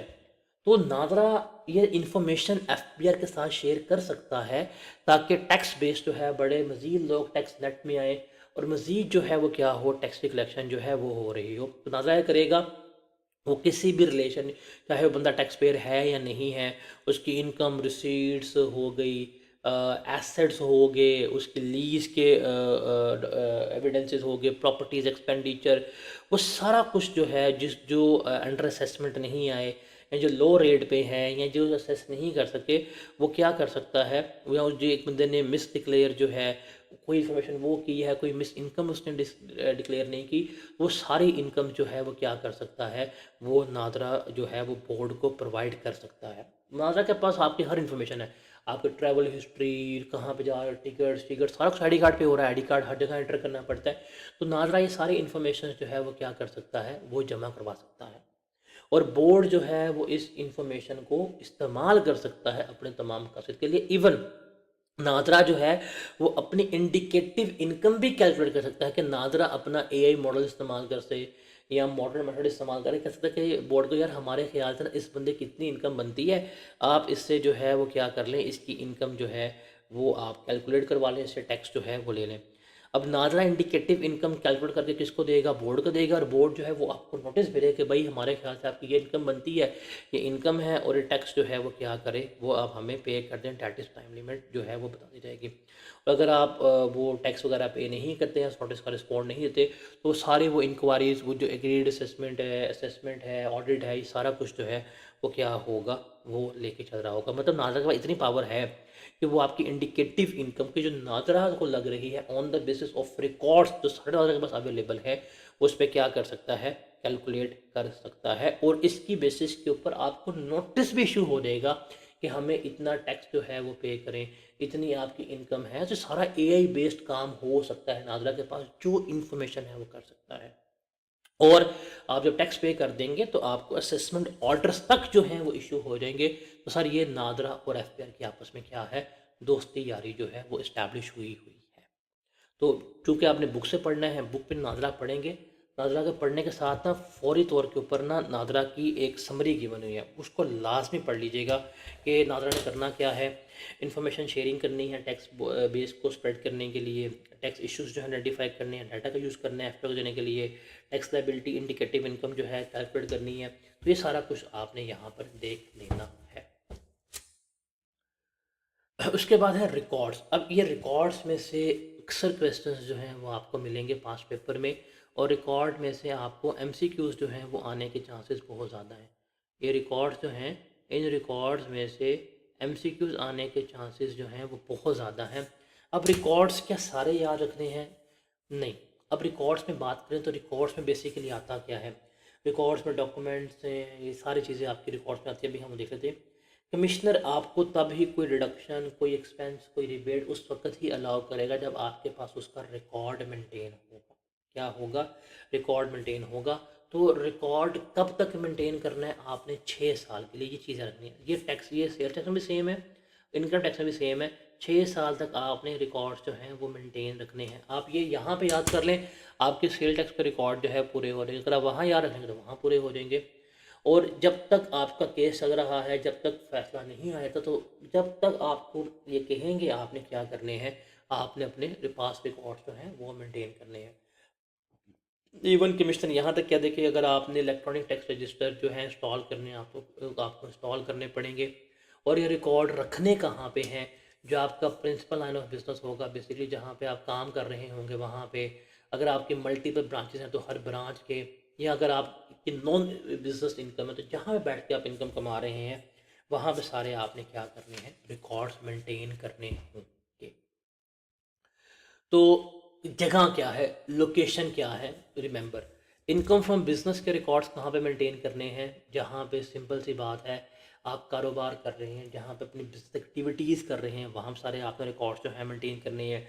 जहाँ पे अपना प्रिंसिपल लाइन ऑफ बिजनेस जो है मेंटेन करें, अगर आपके मल्टीपल ब्रांचेज है तो हर ब्रांच के रिकॉर्ड ब्रांचेस में भी और हेड ऑफिस में भी आपने क्या करने हैं, मेंटेन जो है करने हैं। अगर इसके अलावा आपके अदर सोर्स की इनकम है तो जो आपकी पर्सन की रेजिडेंस है, जहाँ पे रहायश पे पजीर है, वहाँ पे क्या करने हैं आपने अपने रिटर्न रिकॉर्ड्स जो हैं जमा करवाने, मेंटेन रखने हैं। इसके अलावा जो प्लेस बोर्ड स्पेसिफाई कर दे वहाँ पे क्या करने हैं, उस जगह पे आपने अपने रिकॉर्ड्स जो है वो मेंटेन करने हैं। अब ना ये कुछ कॉमन रिकॉर्ड्स हैं, सिर्फ ये याद कर लो, छोड़ दो भाई कि बिजनेस के टर्नओवर इतना हो, कम है, ज़्यादा है, आप उसमें ना कंफ्यूज रहोगे। कुछ कॉमन रिकॉर्ड्स हैं ये जो इस वक्त आपको नज़र आ रहे हैं स्क्रीन पे, बस ये याद कर लो, ये हर जगह चेप देना, ये हर जगह चेप दोगे, चल जाएंगे, मार्क्स जो हैं वो आपको मिल जाएंगे।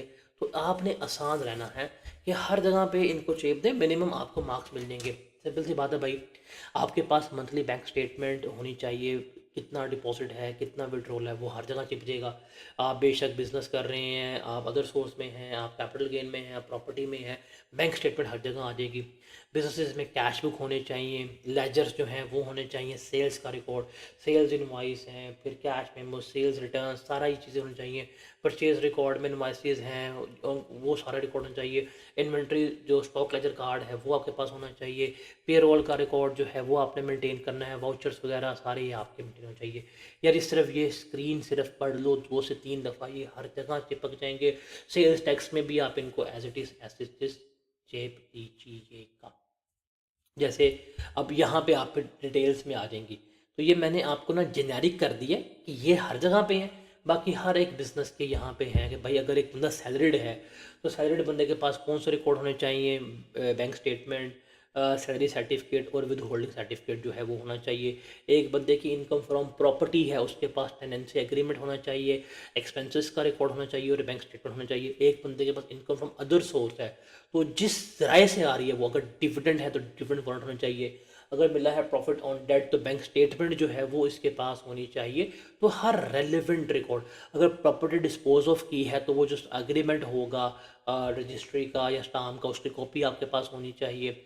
शेयर्स डिस्पोज ऑफ की हैं तो जो शेयर्स का सर्टिफिकेट होगा विद होल्डिंग वो आपके पास होना चाहिए। अगर बिजनेस है तो सेल्स परचेज का रिकॉर्ड है, एक्सपेंसेस का रिकॉर्ड है, एसेट्स का, लाइबिलिटीज़ का, ये सारा होना चाहिए। तो वो सारी नीचे डिटेल आएगी, जिस सारी डिटेल आ रही है कि भाई कैश मेमोज सारा कुछ जो है वो आपने मेंटेन करना है।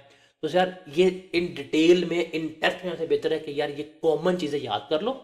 उसके बाद एक दफ़ा बुक में टेबल बना है वो टेबल पर रीड आउट करके सिर्फ ये 8 चीज़ें याद रख लो। बाकी हर जगह हर चीज़ जो है वो आपकी चिपक जाएगी। और बुक में इसकी समरी भी गिवन है, समरी आपने लाजमी पढ़ लेनी है। विद डैट आपका चैप्टर जो है ये कंप्लीट होता है। आई ट्राइड माई बेस्ट कि मैं आपको बहुत तफसील में एक्सप्लेन करूं एंड मैंने किया भी है हर एक चीज़ को, ताकि आपके लिए जो है वो आसानी पैदा हो जाए। तो समरी लाजमी पढ़िएगा और समरी से आप इसे कर सकते हैं। और इम्पॉर्टेंट क्या है मैं फिर बता देता हूँ, grade assessment, provision assessment, best judgement assessment और अमेंडमेंट असेसमेंट, ये 4 आपके सुपर इम्पॉर्टेंट है। और सैप स्पेशल ऑडिट पैनल की कंपोजिशन और ऑडिट ओवरसाइट कमेटी की कंपोजिशन, उसके अलावा असेसमेंट ओवरसाइट कमेटी की कंपोजिशन, ये आपके लिए सुपर इम्पॉर्टेंट है। तो उम्मीद करता हूँ आपको समझ आ गया होगा, कोई मसला हुआ तो मेरे से लाजमी पूछिएगा। अल्लाह हाफिज़।